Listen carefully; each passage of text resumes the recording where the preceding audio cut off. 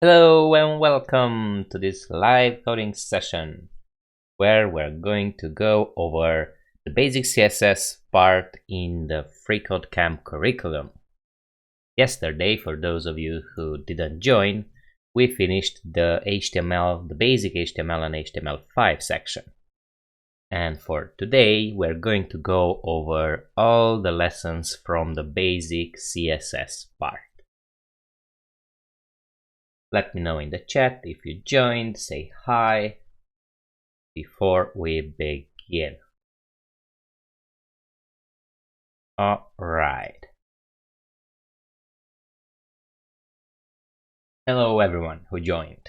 Good. So, let's see. Introduction to basic CSS. CSS or cascading style sheet tell the browser how to display the text and other content that you write in HTML. So basically, as I said yesterday, HTML is the bones and the CSS is the skin and everything, so it gives color and makes it look pretty. Good. Note that CSS is case sensitive, so be careful with your capitalization. CSS has been adopted by all major browsers and allows you to control color, fonts, positioning, spacing, sizing, decoration, and transitions. All those fun stuff. Hello Stas, hello Jessica, welcome to the live stream. Alright. There are three main ways to apply CSS styling. You can apply inline styles directly to HTML elements with the style attribute. We learned about attributes yesterday, HTML attributes yesterday, so basically you can specify your styles on the specific HTML elements by adding the style attribute, and then inside it you can say color, white or black or whatever you want. Then you can place CSS rules within the style tags in the HTML document. So inside the same HTML file you can have a style tag, opening and closing tags, and you can write all the CSS that way. Although the most recommended way, and the one I use, is to have a separate file, a separate CSS file, and you write all the styles there, and then you import that file inside the HTML document. This way you can keep the styles in one file and the HTML in another file. We're going to see later in JavaScript, we're going to do the same. We're going to keep the style, the script in a separate file. Okay, yeah, so they say here, even though the first options have their own use cases, most developers prefer external style sheets because they can keep the style separate from the HTML elements. This improves the readability and reusability of your code. Exactly. Hello Ankit, hello Shiba, welcome. Good. The idea behind CSS is that you can use a selector to target the HTML in the DOM, which is a DOM document object model, and then apply a variety of attributes to that element to change the way it is displayed on the page. In this section, we'll see how adding CSS styles to the elements of your cat photo app can change it from simple text to something more. Ooh, good. Alright, let's see, everything's working fine. Good. Let's go to the first lesson. We have 44 lessons for today. Yesterday we had 28. So yeah, it will take a little longer. Yesterday we finished in an hour. Maybe today we can do it in 1 hour and a half or something. Alright. Change the color of text. We can do this by changing the style of H2 element. Okay. The property that is responsible for the color of an element text is color style property. And as you can see here, this is inline styling. We apply the style attribute to the H2 tag and we give it color and blue in this case. Alright. Note that it is a good practice to end style declarations with a semicolon. Yup, that's right. Good. Let's see the exercise for today. Also, as a disclaimer, I highly recommend those of you watching now, and those of you who will be watching in the future this live recording, please try to do it on your own and read on your own and do the exercises on your own, and then you can come back and see my commentary and the way I do things. Although these are simple exercises, HTML and CSS, so it won't be that many ways to do the same thing. Basically, I think they're only looking for one way to do something at this part, but in the future there might be multiple ways, so it will be good for you as a practice to try it on your own first, and then you can see what I did. Alright, good. Change your H2 element style to that its text color is red. Okay, so where is our H2? Here it is, and we can say style color to be red, and look at that, the style applied, and now our text is red. Okay, run the tests and it's completed. 2%, perfect. Let's go to the next one. Use CSS selectors to style elements. With CSS, there are hundreds of CSS properties that you can use to change the way an element looks on your page. Exactly. When you entered H2 style color red, you are styling an individual H2. So that one we applied, so just this one. Individual H2 element with inline CSS. That's one way to specify the style of an element, but there's a better way to apply CSS. At the top of your code, create a style block like this, so with an opening and closing tag. Let's copy this and we can add it here. Alright. Inside that style block, you can create a CSS selector for all of the H2 elements. For example, if you wanted all H2 elements to be red, you would add the style rule that looks like this. H2, opening curly bracket, color red, and closing curly bracket. So this code will apply to all of the H2 tags. Hello Raj, hello Red Center, hello Yunus, welcome. I'm more focused on the exercises and I'm just looking to the chat once in a while, so keep that in mind. If I do something wrong or if you have questions, leave them in the chat and I'm going to answer them at the end. Alright. Let's see. Note that it's important to have both opening and closing curly braces around each element style rules. You also need to make sure that your element style definition is between the opening and closing style tags. Finally, be sure to add a semicolon at the end of your element style rules. Yep, good. So, delete your H2 element style attribute and instead create a CSS style block. So basically what we did here, add the necessary CSS to turn all H2 elements blue. So we delete this and we can say H2 color blue. That rhymes also. And look at that, now our H2 turned blue. Let's run the test and it's completed. Perfect. Move on to the next one. Use a CSS class to style an element. Good, we're getting to classes. This is fun. Classes are reusable styles that can be applied to HTML elements. Here's an example. BlueText with a dot there, that says that it's a class, and we say color blue. I mentioned yesterday that it's good to have classes be used for styling and IDs. We learned about IDs yesterday, and IDs we're going to use later in scripts with JavaScript.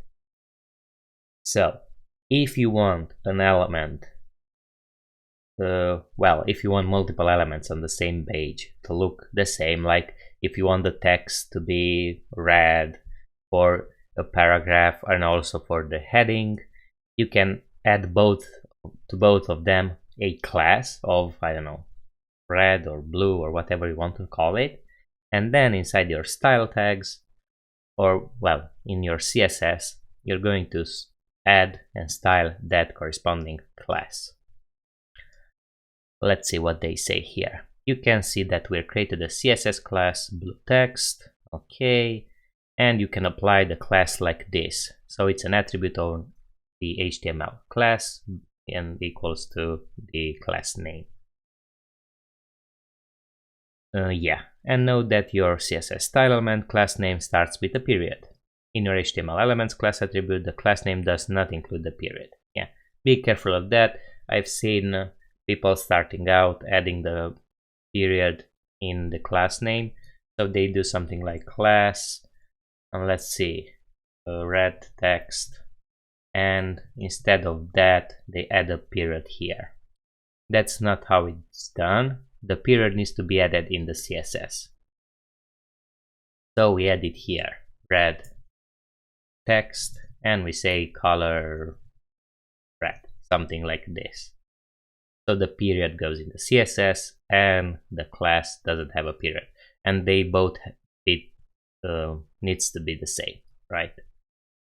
Okay, let's see the exercise. Inside your style element, change the H2 selector to red text and update the colors value from blue to red. Well, basically we did this already, so let's just delete this selector.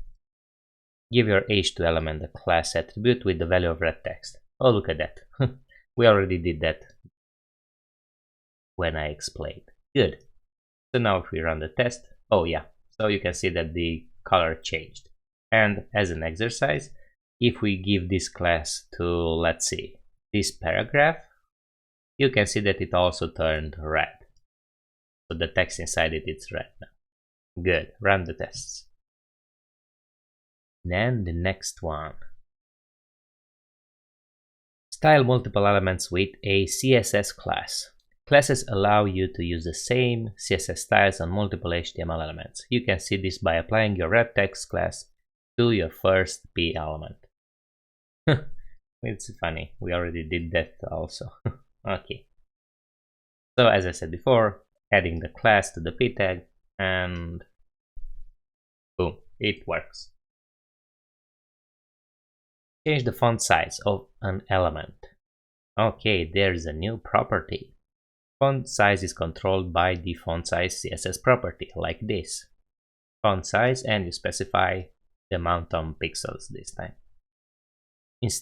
Inside the same style tag that contains your red text class, create an entry for P elements and set the font size to 16 pixels.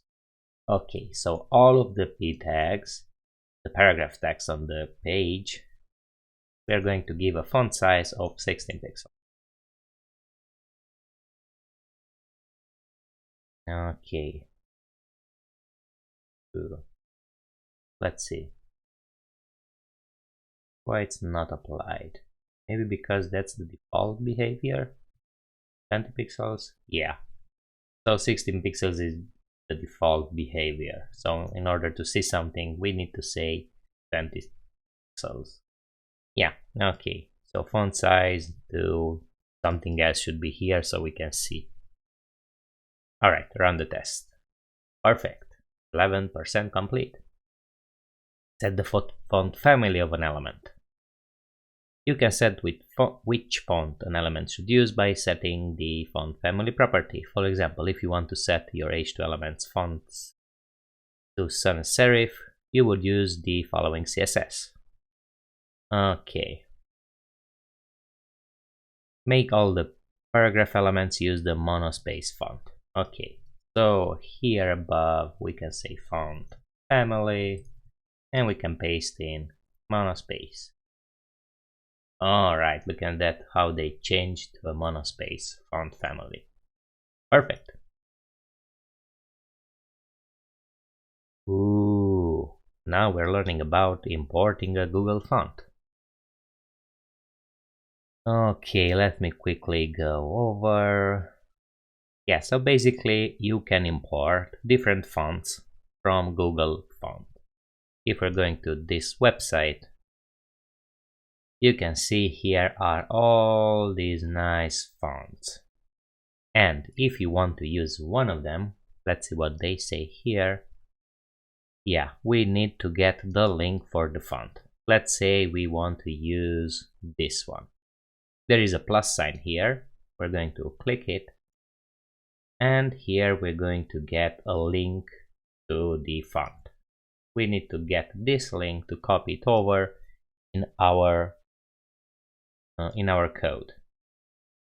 Let's see what they say here. You can copy the font. Okay, we'll import the Lobster font. Okay, so they use the Lobster font. Let's copy this instead then. Now you can use the Lobster font in your CSS by using Lobster as the font family. Okay. Do we need to paste it here, I guess? And now we can say Lobster and monospace like that.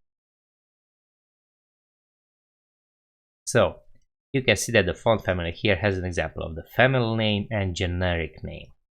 So what happens, why we have here two, is basically the browser will try to apply this font family, and in case there isn't this font family, it will go by default to the monospace font family. You can have as many as you want, like here we can have Roboto, which we don't have imported, so let's import it. Font family Roboto. Okay, so you can see now that the Roboto is applied. If we wouldn't have Roboto, although if we declared it here, you can see that it goes to the next one. And if we remove this too, we comment it out, you can see that it goes to the monospace. So yeah, it's usually good practice to have multiple fonts, because you'd never know exactly which browser will use which font. So it's good to have a backup. Family names are case sensitive and need to be wrapped in quotes if there is a space in the name. For example, you need quotes to use Open Sans font, but not to use Lobster font. Okay. Exactly. So here, if we would have Open Sans, sorry, it will be in quotes. Good. Exercise. Create a font family CSS rule that uses the Lobster font and ensure that it will be applied to your H2 element. Okay. So we take this and we apply it on your H2 element. So only on the H2. Okay. Let's create an H2 selector and apply the font. Run the test. And it's completed. Perfect. Specify how fonts should degrade. Okay, yeah. So basically, to generic fonts. Okay. Yeah. So basically, what I said before, if it doesn't have Helvetica, it will go to sans serif. This is why we specified false. Okay, we can skip directly to the exercise. Apply the monospace font to the H2 element. Okay, we can do this so that it now has two, Lobster and monospace. Okay, it has. In the last challenge, you imported the Lobster font using the link tag. Now comment out that import Lobster font using the HTML comment you learned before from Google Fonts so that it isn't available anymore. Notice how your H2 element degrades to monospace font. Yeah, so what I showed you before, if we don't have the Lobster, it will go to the monospace. Note, if you have the Lobster font installed on your computer, you won't see the degradation because your browser is able to find the font. Okay, this is a good addition from them. So even though we might not import the Lobster font, but we have it installed on our machine, it will take up from there. Okay, run the tests. Oh, it should be commented out. Alright, submit and go to the next challenge. Size your images. CSS has a property called width and also height, like that's a spoiler alert, which controls an element's width. Just like the font, use the pixel to specify the image width.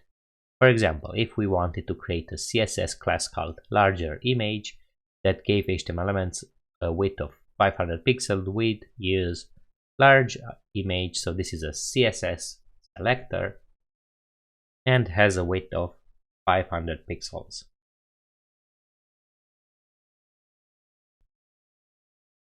Okay, create a class called smaller image. So let's create a class smaller image and use it to resize the image so that it's only 100 pixels wide. So width 100 pixels. Okay, and we need to apply this class to our image. So class smaller image. And look at that, now the image changed its width, and because the image has the height to be auto, it will rescale nicely. If you would have something like height 200 pixels, then it would be the opposite of squished. I forget what it is. Okay, good, let's run the tests. Your image should be 100 pixels wide. Browser zoom should be at 100%. Okay, let's leave it at 100% and run the test. Okay. And now let me zoom in again so you can see better. CSS borders have, so the title, add borders around your elements. Good, borders. CSS borders have properties like style, color, and width.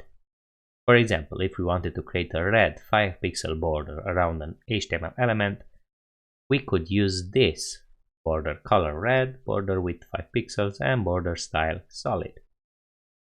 Create a class called thick green border. Green border. This class should add a 10-pixel solid green border around an HTML element.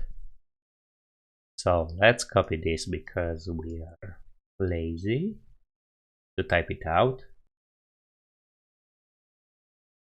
And let's say 10 pixels for the width, green for the border color, and I think solid. Yeah, solid for the style. Okay. Apply this class to your cat photo. Alright, let's take this class, go to our image, and we can have multiple classes. They need to be separated by a space. And look at that, now we have a border of 10 pixels around our image. Exactly, so we can have multiple classes, as many classes as you want. I think there is no limit. They just need to be separated by a space. 23%, good. Add border corners with Borderradius. Your current photo has sharp corners. We can round out those corners with a CSS property called Borderradius. You can specify a border radius with pixels. Give your cat a border radius of 10 pixels. Alright, they say here that we can apply this property on both thick green border and smaller image class, because they are both applying styles to the image tag. Border radius 10 pixels. And look at that, now we have nice rounded corners. And we are 1/4 Finished. Make circular images with a border radius. You can make a circle in CSS using border radius 50%. So instead of 10 pixels, we can specify 50%. And look at that, now our cat image is rounded circle. Give a background color to your div element. You can specify background color with the background color property. Okay, we have an example here. Background color is green. Create a class called silver background. Okay. With the background color of silver. Background color of silver. I didn't even know this color exists. Assign this class to your div elements. Div element. Because we only have one. Here. Class will be silver background. Okay, look at that. Next one. 30%. Whoa, we jump. Hello Elliot and hello Simina. Welcome to the live stream. Alright, set the ID of an element. Okay. As I mentioned before, you can set IDs, but they must be unique. So you only have one ID for a tag on a page. There are several benefits of using IDs. You can select and modify specific elements with JavaScript. So yeah, that's the most used case for IDs. If you want to target them later using JavaScript. For example, if you have a button and you want to do something when it's clicked, you will target that button and then apply an event listener to that button. IDs should be unique. Browsers won't enforce this, but it's widely agreed upon best practice. Here is an example of how you would give your H2 element an ID of cat photo app. Okay, this is pretty simple. So basically, like the classes, but you just specify ID. Give your form element the ID of cat photo form. Okay, where is our form? Here, and we can say ID to be equal to cat photo form. Good. Next. Use an ID attribute to style an element. Yeah, although this is possible to use the ID, you need to use the hash symbol before the name, and then you can apply whatever style you want. It's not really recommended. You should avoid using styling IDs in CSS. Rather focus on having classes because these can be reassigned. Okay, let's see. Try giving your form, which now has the ID attribute of cat photo form, a green background. So we applied this ID for the form. We can take it and add the hash symbol before the name and say background color to be green. And look at that, now our form, which is wrapping all these elements, is green. Alright, next.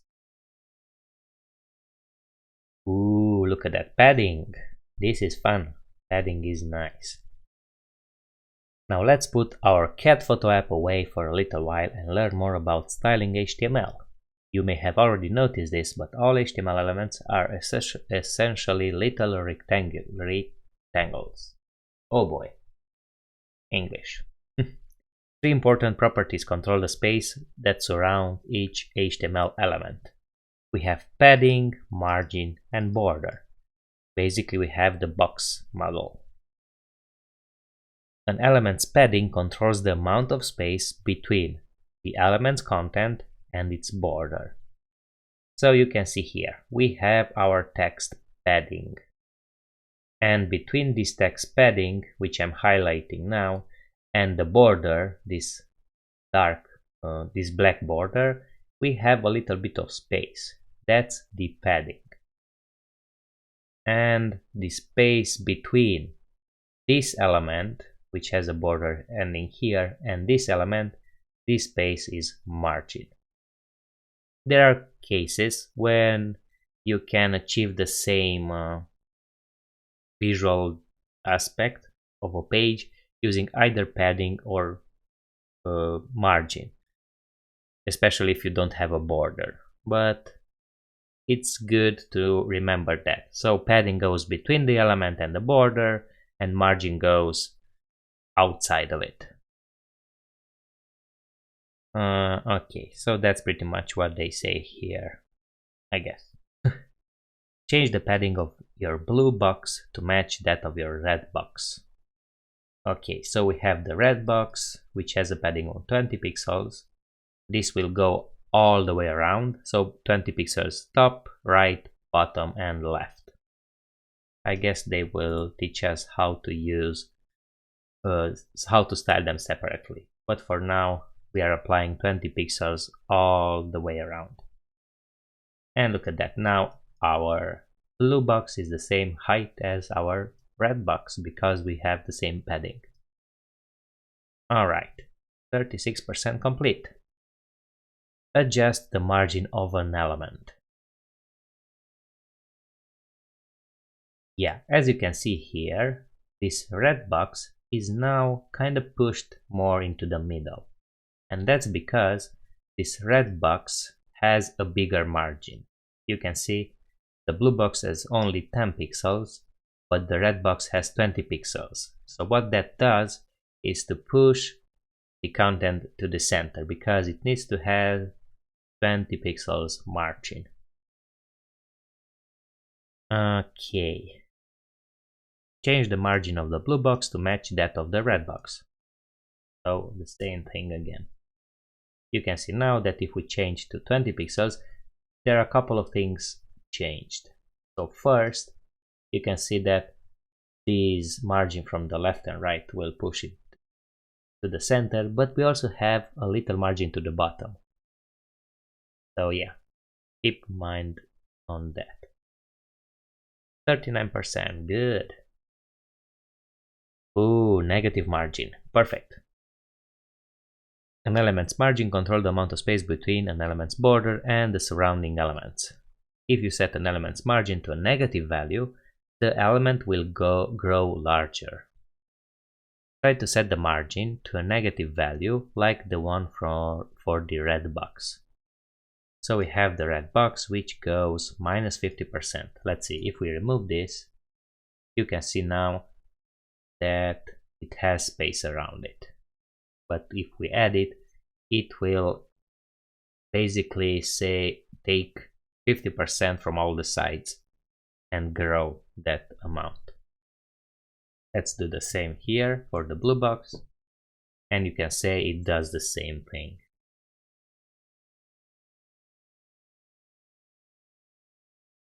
Okay.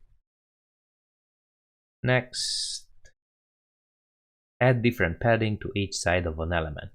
Alright, so as I said, the padding 10 pixels here, this is a general style which will do all the four properties, top, right, bottom, left.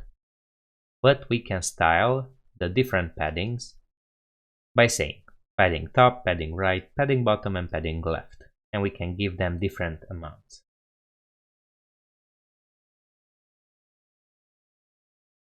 Okay. Give the blue box a padding of 14 pixels on its top and left side, but only 20 pixels on its bottom and right side.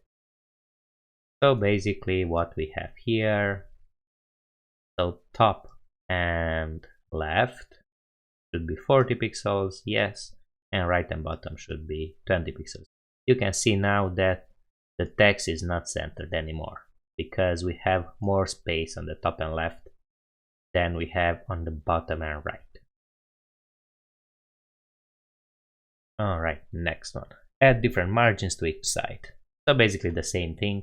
The padding and margin work pretty much the same. They just the padding works inside the box and the margin works outside.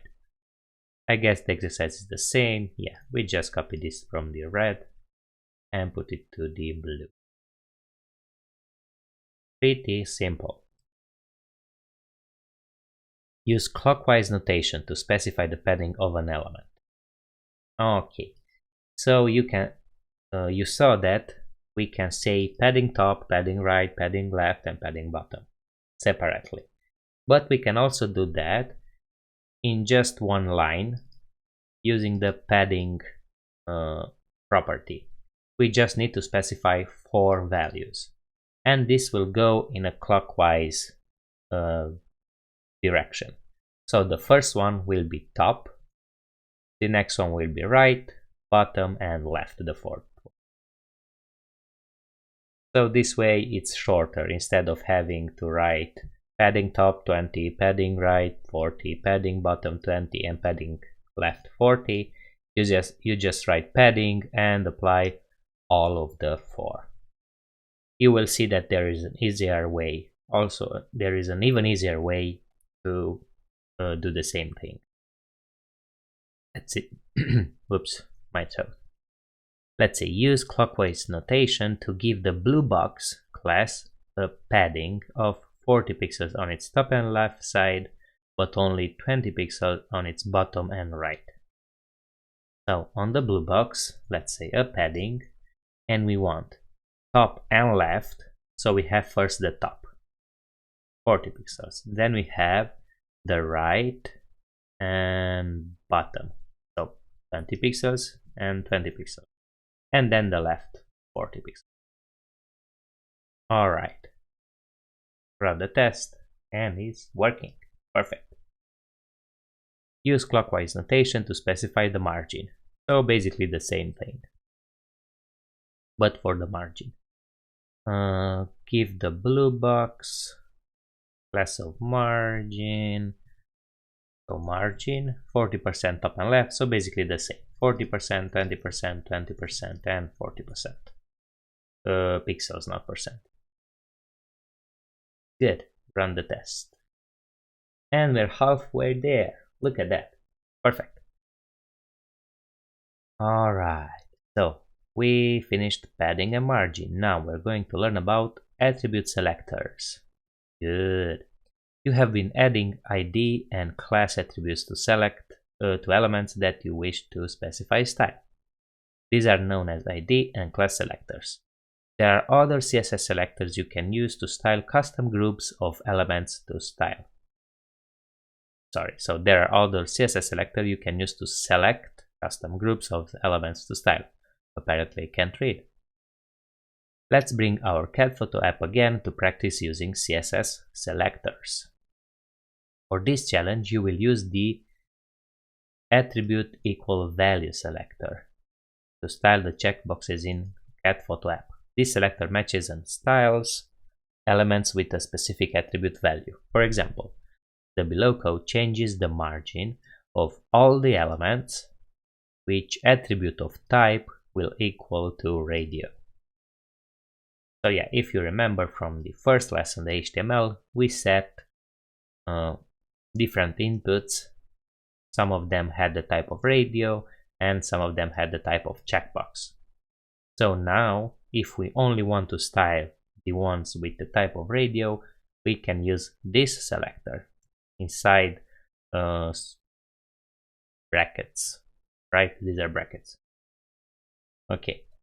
Using the type attribute selector, try to give the checkboxes in cat photo app a top margin of 10 pixels and a bottom margin of 15 pixels. Alright, so inside these brackets, we're going to say type checkbox. So basically this is also a selector, and we say margin top, which will be 10 pixels, and margin bottom, which will be 15 pixels. Okay, and you can see that it pushed the input here a little down. Good. Understand absolute versus relative units. Oh boy. This is interesting. In the last challenges we used pixels. Pixels are a type of length unit, which is what tells the browser how to size or space an item. In addition to pixels, CSS has a number of different length unit options that you can use. Although I know about this, I rarely use it. I'm mostly used to use pixels, which is not the best, but okay, let's see why. The two main types of length used are absolute and relative. Absolute unit types tie to physical units of length. For example, inch and millimeters. Whoa, I've never used this. Refer to inches and millimeters respectively. Absolute length units approximate the actual measurement on a screen, but there are some differences depending on screen's resolution. Relative units such as EM or RAM are relative to another length value. For example, EM is based on the size of an element's font. If you use it to set the font size property itself, it's relative to the parent's font size. Note, there are several relative unit options that are tied to the size of a viewport. They are covered in the Responsive Web Design Principles section. Okay, so later down the road. Add a padding property to the element with a class of red box. So here, padding, and set it to 1.5 EM. Okay, look at that. So it gives us the 1.5 times the font size of the parent.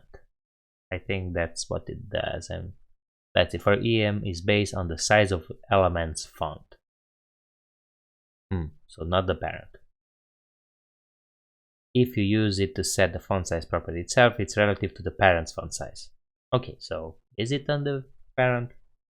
Oh well, I never knew. Let's see the next challenge, maybe we'll learn it. So apparently I'm learning stuff, which is good. Style the HTML body element. Okay, so look at that.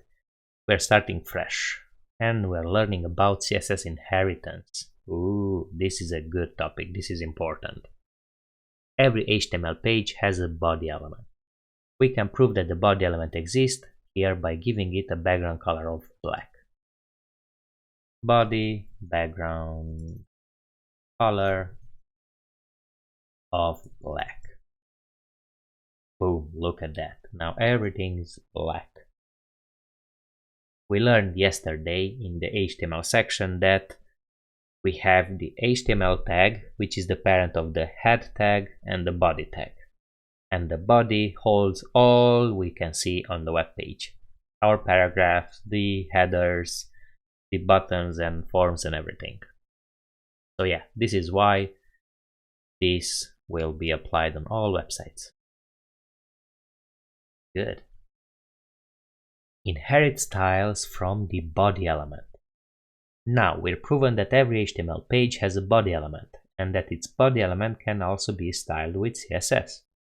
Everything can be styled with CSS. Remember, you can style your body element just like any other HTML element, and all your other elements will inherit your body element's styles. First, create a h1 element with the text of hello world. Okay, h1 hello world, and we close it. Then let's give all elements on your page the color of green by adding color green to the body. Color green. Look at that. So basically what happens here is that all the elements which go inside the body, so in this case the h1 elements, if they don't have specified a color, they will inherit the color of their parents and grandparents and so on. So in this case, green. Okay, finally, give your body element the font family of monospace by adding font family monospace to your body.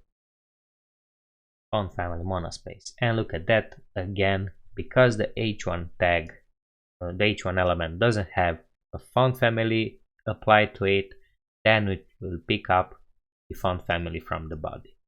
Usually on the body, you will set the font family, which is the most common on your website. Also the color, if you want. So in order to set the font family on all the text, which is the paragraph or the headings on or list, you don't want to set the font family separately on all of them if they are the same. So what you will do is you will apply the font family on the body, and that way it will be applied on all the elements on the page. Okay. And Kit says in the chat that he completed 75%. Congratulations. I dare you to record yourself and also talk when you're doing it, and then we can see who's faster. Okay. Prioritize one style over another. This is also important. So sometimes your HTML elements will receive multiple styles that will conflict with one another. This happens a lot of times, and this is probably the most annoying thing in CSS, that you have conflicts and you need to solve them. Okay, for example, your H1 element can be both green and pink at the same time. That's right. Let's see what happens when we create a class that makes text pink, then apply it to an element.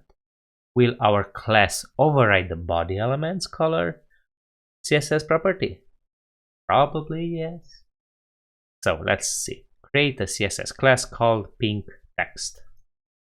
Pink text. Color pink. And apply that class to the H1. Class pink text. Look at that, it changed to pink. And that's why, and that's because we are specifying directly that the H1 should have this class of color pink. And classes have a bigger priority over the parent styling. So in this case, our body says that the color should be green, but then we go on the class which is applied on H1 and they say no, the color should be pink. And because this is applied directly on the H1, it will pick that up. But you'll see later that you can have multiple classes. So maybe pink text and then red text, which both will be applied on the class on the same tag. Then you can see how fun it is to debug which one is applied. Alright. Override styles in subsequent CSS. Our pink text class overrode our body element's CSS declaration. We just proved that our classes will override the body element CSS. So the next logical question is, what can we do to override our pink text class? Create an additional CSS class called BlueText. Oh boy, they read my mind. I haven't gone through the curriculum these days. I did it like 3 years ago. But yeah, basically the reason why they keep doing what I say is that that's the logical next step to learn when you're learning CSS. So yeah, freeCodeCamp is nice. It's pretty good. Alright, so create blue text that gives element color of blue. Color blue. Apply multiple class attributes to an HTML element. So blue text. Ooh, look at that. So now it changed. We have pink text and blue text. It changed. Why is that? it doesn't matter which order the classes are listed in the HTML element. So even if we change this and put it in and, it will still be blue. And why is that? That's because this is CSS, so cascading style sheets. That means that if we have the same, I forgot what's the notation, the same power, it has another name, we'll probably learn it in the... But as you can see here, we have class, so the same class, the same level of oh boy, I forgot. Well, don't mind. So because they are the same power, the one that goes, yeah, thank you in the chat, specificity, that's how it's called. So basically, because we have the classes and they have the same specificity, which we'll probably learn in the future, the one which goes down on the file will be applied. So basically what the parser will do, it will say, it will see pink text, color pink. Okay, so let's apply the pink color. And then it goes down and it will say blue text, color blue. Okay, apply this. That's because they have the same specificity. Thank you, Joy, from the chat. All right, let's see. Yeah, so however, the order of class declaration style tag section is what is important. The second declaration will always take precedence, oh boy, English, over the first, because blue text is declared second. It overrides the attribute of pink text. Yep, I should have read that instead of trying to explain it myself. Oh, look at that. Now, override class declaration by styling ID attributes.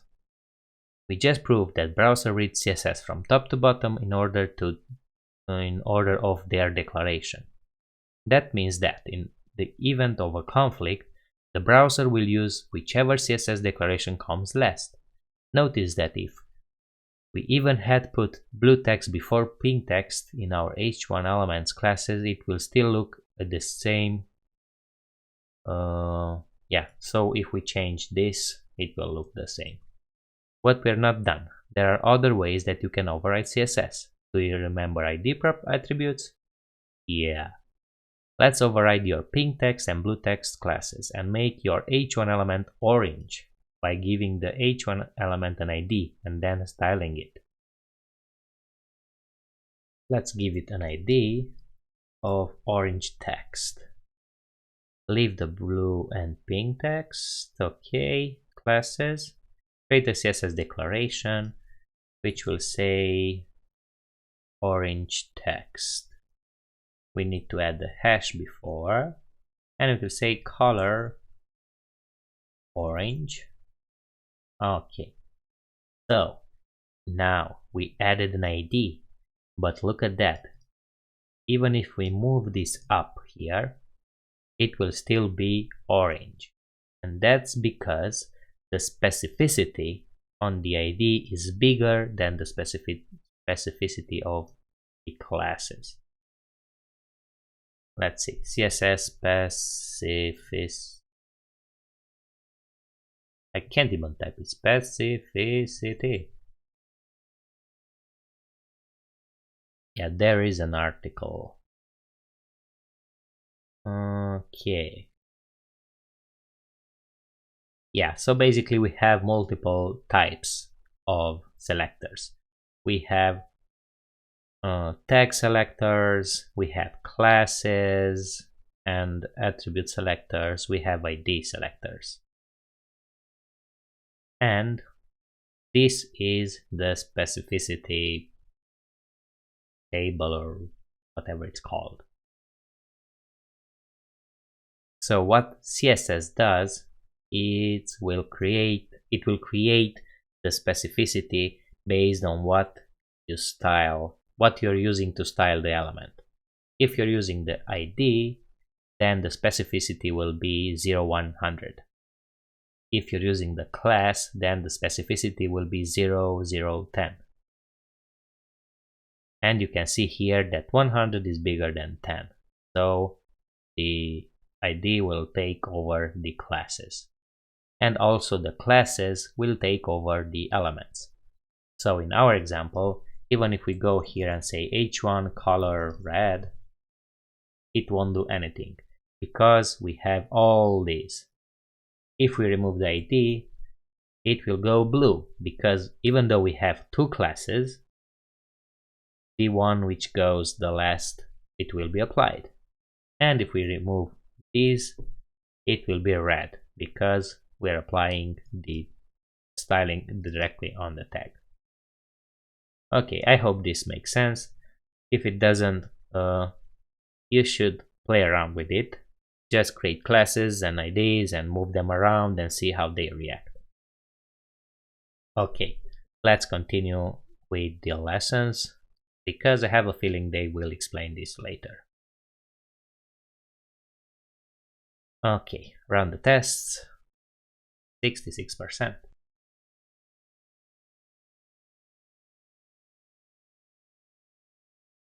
Override class declarations with inline styles. Okay, so you can do that too. You can declare inline styles, which we learned in the first lessons, and the inline styles will override, I think, IDs too. Okay, so we proved that ID declarations override class declarations, regardless of where they are declared in your style element. There are other ways that you can override CSS. Do you remember inline styles? Of course. Use an inline style to try to make our h1 element white. Remember, inline styles look like this. Look at that. So we have IDs, classes, and now have inline style. Color should be what? Inline style element white. White. And look at that. So inline styles will even overwrite IDs. They are doing all of these so you can learn about specificity. But in real case scenarios, if you keep in mind to only work with classes, I mean as much as you can to work with classes, you should not have this type of problems. The reason why there are problems like this is because some people style the tags in inline, and then you need to overwrite inline styling, which is also a pain. They style it using IDs. They give a ton of classes. So for example, I think they'll cover this, but if we're here, let me show you. I mean, no, never mind. Let's just submit this and see if they cover multiple classes. Okay, so now we're learning about important. Override all other styles by using important. So this is basically like the master, the most supreme declaration. So this will basically override everything if you're doing something like so in this case, let's see, we have the style, the inline style, which overrides an ID. We have the ID which overrides the classes, and we have the blue class overriding the pink class because it goes last. But we can go, so basically here the pink text class is the least favorite to be applied. But if we go here and say important, if I can type, look at that, pink is applied because it will say, you know what, no, this is the most important property, so use this. And it will basically fix not fix is not the right word, because I highly suggest you never use important. Try to find why you have the bug and fix it there. And the best way to do that is to use the web development. That's what it calls, right? If you click right click somewhere and click inspect. You can see here you have the elements, and you can find your element on the page by hovering over, and here it will say all you need to know about it. And look at that. So let me zoom in so you can see. This is what I use to fix all the CSS problems, because with the DevTools you can see which style is applied. Look at that. We have element style, which is the inline, color white. We have the ID of orange text. We have the blue text, and all of them are crossed out because they are overwritten with the pink text, which has a color of pink and is important. And the good thing with the developer tools is that you can change it. So instead of pink, you can put here purple, because purple is better. And look at that, it's applied. It won't be consistent. If you refresh the page, it will change back to its original, but you can try it out. Alright, let's see the chat. Hello Matei, and hello to everyone who joined in the meantime. Alright. Good. Yeah, so we learned about important. Let's move on. Use hex code for specific colors. Okay. So there are multiple ways to declare colors. And one of the ways is to use hex code. So basically, there are 6 hexadecimal digits to represent colors. So you can say color to be, you start with a hash symbol, and then you put your 6 digits here, which can go from 0 to F. 0 being the lowest and F the highest. Congratulations, Ankit, you finished it 100%. Good job. Okay. So if we're going to change, we can change the black to be 000,000, and it will be the same as saying black. This is one case scenario, but you can, so basically here you can also say black, which is probably more semantic, I could say, because you can see that it's black. But if you want to change it a little bit, you can do something like 111111, which is black but not that black. It's a lighter, darker black, if that makes sense. All right. So let's stick to the 000,000. This is probably the most used way to color something. There are a few more ways you can do it, and we're probably going to learn about it. No. Okay.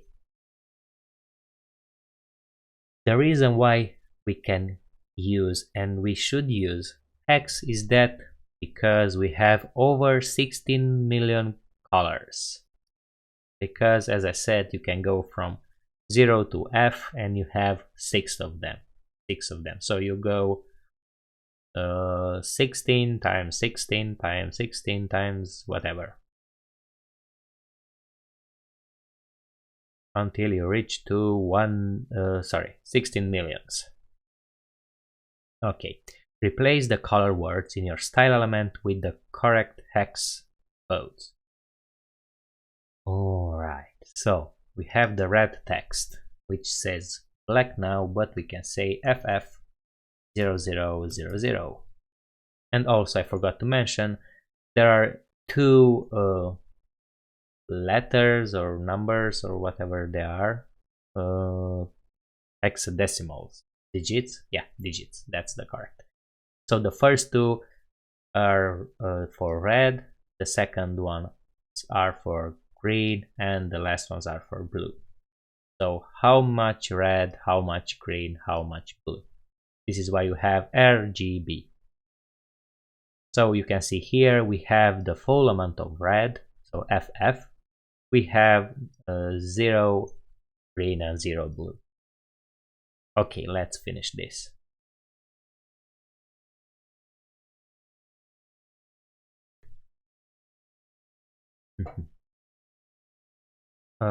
Green text. 0, 0 for red, FF for green, and 0, 0. Also, you can use capital letters or lowercase letters. It's the same thing. Orange.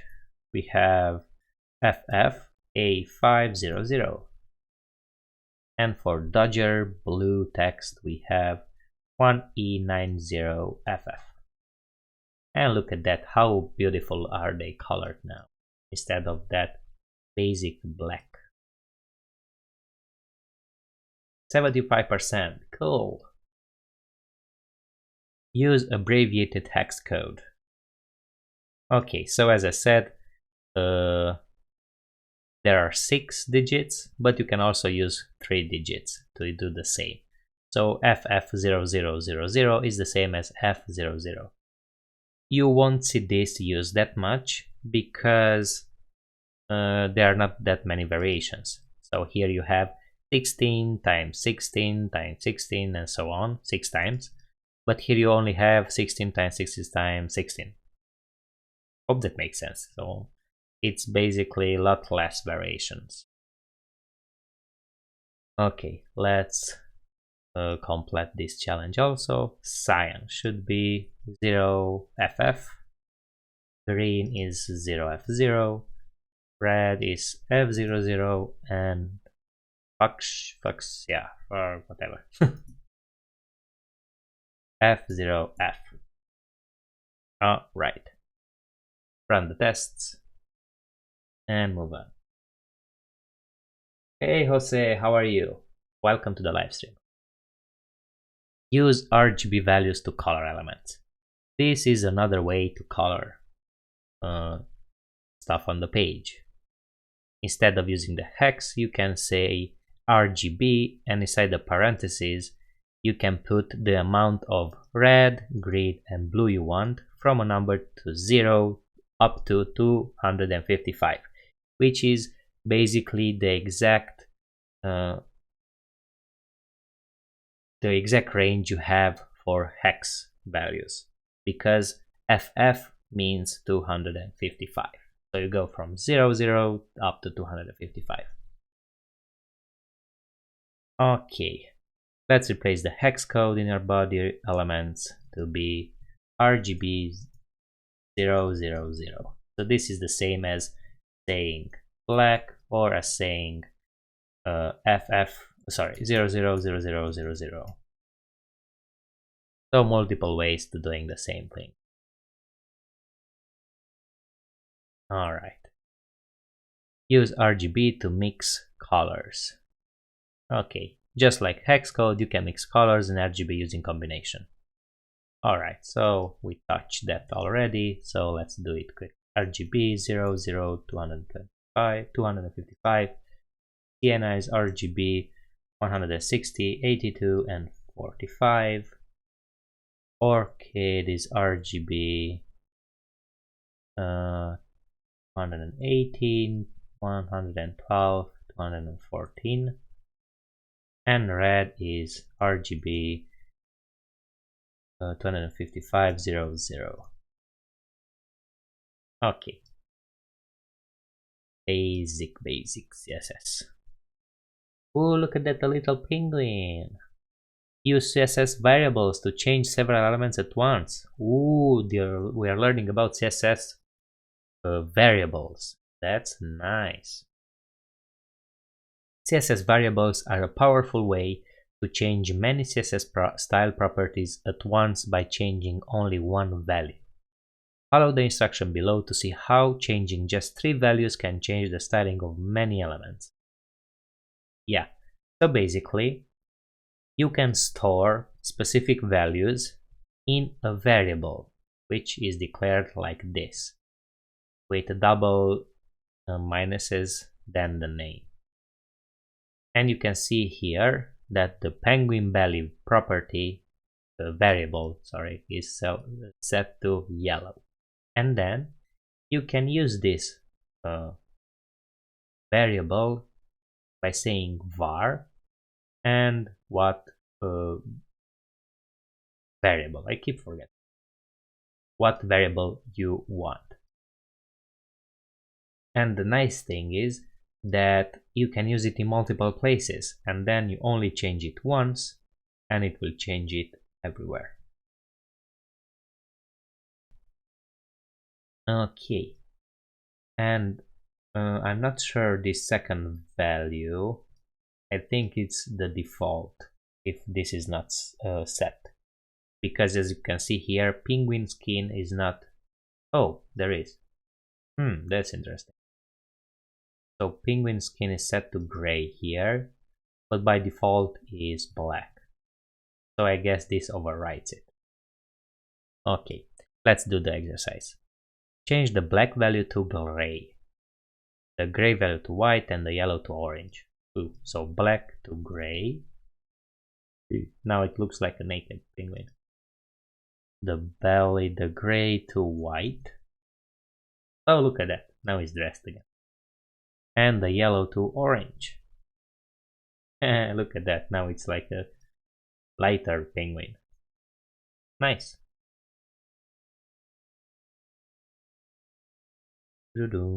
Create custom CSS variable. To create the CSS variable, you just need to give it a name with 2 hyphens. That those hyphens, not minuses. Okay, in front of it, and assign it a value like this. Alright. This will create a variable named penguin skin and assign it to the value of gray. Now you can use that variable elsewhere in your CSS to change the value of other elements to gray. Okay, in the penguin class, create a variable name and give it the property of gray. Like that. Okay, that's all. We don't use it. Maybe in the next lesson. Use a custom CSS variable. Okay, so now we're going to use it by using the var keyword and the parentheses. Good. So apply the penguin skin variable to the background property of the penguin top, penguin bottom, right hand and left hand. Okay, so penguin top, and here we want to use var penguin skin, like that. Oops, we removed his brain. Okay, background var penguin skin, and oh, not UG. Okay, oh, look at that, now it has a hat. The same here, and the same for the right hand and the left hand. Okay. Yeah, so we have a question, the chat. Are variables always declared within the root element? Well, as you can see here, they're not. You'll declare them in the root if you want them to be available on all of your elements. But if you want them to be available only on one element, then you can declare it on that element. And I assume here, I mean, we can check. You can see that we applied the variable to the penguin class. And I assume that penguin top, bottom, and the hands are inside this class. So let's check. We have, look at that, we have penguin, and we have penguin bottom, right, and the hands, wherever they are here, they are within the div with a class of penguin, and they are applied that way. So we have access to the penguin skin. Alright, next one. Attach a fallback value to a CSS variable. So yeah, I mentioned that before. You can give a second argument to the var function or whatever this is, and this will be the default. Okay. This fallback is not used to increase browser compatibility, and it will not work on IE browser, because nothing works in IE browsers. So stop using it. Rather, it is used so that the browser has a color to display if it cannot find your variable. Here's how you do it. This will set the background to black if your variable wasn't set. Note that this can be used for debugging. Nice. I haven't used it before, so that's a nice trick. It looks like there is a problem with the variable supplied to the penguin top and penguin bottom classes. Rather than fixing the typo, add a fallback value of black to the background property of the penguin top and penguin bottom classes. So here let's add black, and I kinda like the penguin this way. Why do we need to add theme pants? Black. Okay, now it's affecting. Alright. Moving on, 91%. We are pretty close. Ooh, so improve compatibility with browser fallbacks. When working with CSS, you will likely run into browser compatibility issues at some point. Yeah, unfortunately. This is why it's important to provide browser fallbacks to avoid potential problems. When your browser parses the CSS of a web page, it ignores any property that it doesn't recognize or support. For example, if you use a CSS variable to assign a background color on a site, Internet Explorer will ignore the background color because it does not support CSS variables, because it's old and it should be removed. In that case, the browser will use whatever value it has for that property. If it cannot find any other value set for that property, it will revert it to the default value, which is typically not ideal. Just as a parenthesis, I added some of my own commentary, so there is not everything written here. But yeah, stop using EA, it's not useful. Okay, let's move on. This means that if you don't want to provide a browser fallback, it's as easy as providing another more widely supported value immediately before your declaration. Oh, if you do want to provide. Okay, I can't read. So again, because some of you may only listening. If you do want to provide the browser fallback, it's as easy as providing another more widely supported value immediately before your declaration. That way, an older browser will have something to fall back on, while a newer browser will just interpret whatever declaration comes later in the cascade. Perfect. It looks like a variable is being used to set the background color of the red box class. Let's improve our browser compatibility by adding another background declaration right before the existing declaration. So, in this example, we are setting the red color variable to red in the root, and we are using it. But some browser, i.e., won't know what this means. So we need to say background red to be more specific about it. And now even those browsers, i.e., will know what to do. Okay, enough publicity for IE. Alright. Inherit CSS variables. When you create a variable, it is available for you to use inside the selector in which you create it. It also is available in any other selector's descendants. This happens because CSS variables are inherited, just like ordinary properties. Joy from the chat. Yes. If you have any other question, let me know. Is this root the HTML element? I think so.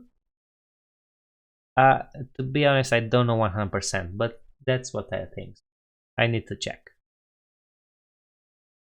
Root is a pseudo class that matches the root element of the document, usually the HTML element. By creating your variables in root, they will be available globally and can be accessed from any other selector in the style sheet. So yeah, as I said, it's usually the HTML element. Define a variable name penguin belly. Okay, in the root, give it the value of pink. You can see that the variable is inherited and all the child elements which use it get pink backgrounds, including the body. Okay, nice. We are 95%. I guess only 1 or 2 more lessons. Change a variable for a specific area. When you create your variables in root, they will set the value of that variable for the whole page. You can then overwrite these variables by setting them again within a specific element. Okay, let's see. Change the value of penguin belly to white in the penguin class. So we have the penguin belly to be orange in the root, but we want to change it, penguin belly to orange, white, inside the penguin class. So basically the background of the body will pick up the penguin belly, which is pink, but then if we go inside the penguin, it will be white because we reset it. Okay, 98%, and this must be the last one. Look at that, the penguin is waving at us. Use a media query to change a variable. CSS variables can simplify the way you use media queries. For instance, when your screen is smaller or larger than your media query breakpoint, you can change the value of a variable, and it will apply its style whenever it's used. In the root selector of the media query, so here, it's interesting that they are talking about media queries, although we haven't learned what they do yet, but probably in a future lesson. Change it so penguin size is redefined and given a value of 200 pixels. Okay, penguin size 200 pixels. Also redefine the penguin skin to be black. Then resize the preview to see this change in action. Look at that. So when we resize the browser, basically, as a little hint before we're probably going to learn this will say that when the max width of the viewport is 350 pixels, apply this style. So everything that goes inside the curly braces here. This is called media queries. But as I said, we're probably going to learn more about it later. So when we resize and we reach the 350 pixels point, so we go below, then these styles are applied. So the penguin will become 200 pixels and the skin will be black. Let's run it. And it's complete. Look at that. Yay, we completed basic CSS. Ask me later. So that's nice. Hey there, Pop Club. Alright.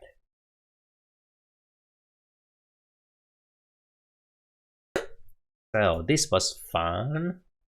Might be a little boring for those of you who are already CSS masters, but it's good for those of you who are just starting out.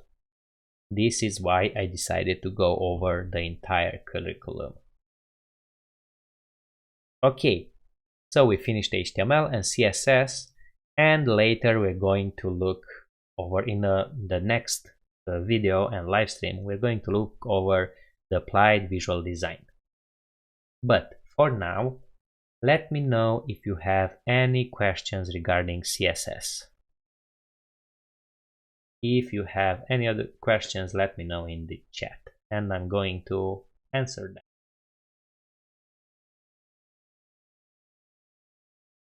Okay, let's see, we have 52.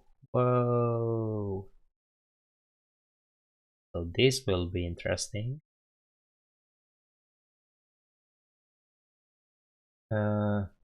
Joy asks, is it okay to ask about them? Well, not yet, because we haven't arrived at that stage yet. Feel free to DM me or send that question in Discord if you joined. Okay, Jose says that no matter how basic it is, there will always be something to learn. Yeah, that's exactly why I'm doing this.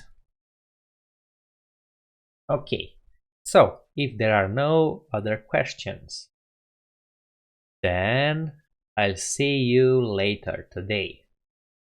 For those of you who are watching live, and for those of you who are watching the recording, you will probably find the next live stream recorded already in the playlist. You can find the link into the description below. All of you, I wish you a happy day, and if you like this live stream and video, if you're watching later, then give it a like and subscribe for more videos like this. See you later. Bye.